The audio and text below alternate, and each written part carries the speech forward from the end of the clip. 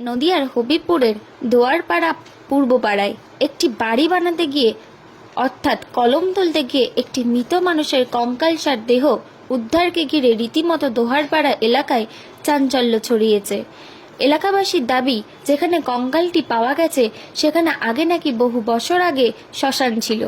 এলাকাটি যেহেতু দোহার ধারে অবস্থিত এবং পাশাপাশি এখানে বাঁশঝাড় ও জঙ্গলপ্রবণ এলাকা ছিল বহুদিন ধরে, এবং সেই বাঁশঝাড় কেটেই এই বাড়ি নির্মাণের কাজ করা হচ্ছিল এবং নির্মাণের কাজ চলাকালীনই হঠাৎ কোদালে বেঁধে যায় মৃত মানুষের কঙ্কাল। তারপর সেই কঙ্কালটি তোলা হয় মাটির উপরে এবং রীতিমতো কঙ্কাল দেখতেই ভিড় জমাচ্ছে এলাকাবাসী এবং রীতিমতো আতঙ্কেই যে হঠাৎ এই ধরনের কঙ্কাল উঠতেই সকলের রীতিমতো চাঞ্চল্য সৃষ্টি।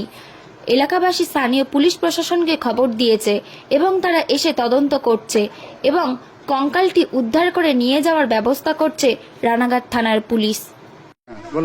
এখানে একটা বাগান ছিল, বুঝলেন, এখানে বাগান, তাল গাছ, লাইন ছিল, আরো হাবি জাবি গাছ ছিল, বুঝলেন, গাছ ছিল।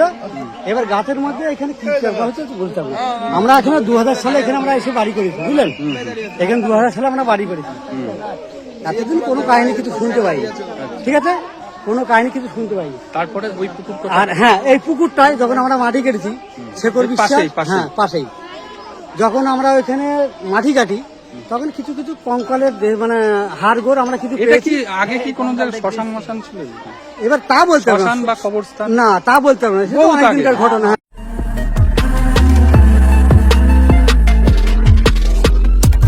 নমস্কার, আপনারা দেখছেন HR নিউজ 24, সত্যের লক্ষ্যে মানুষের পাশে।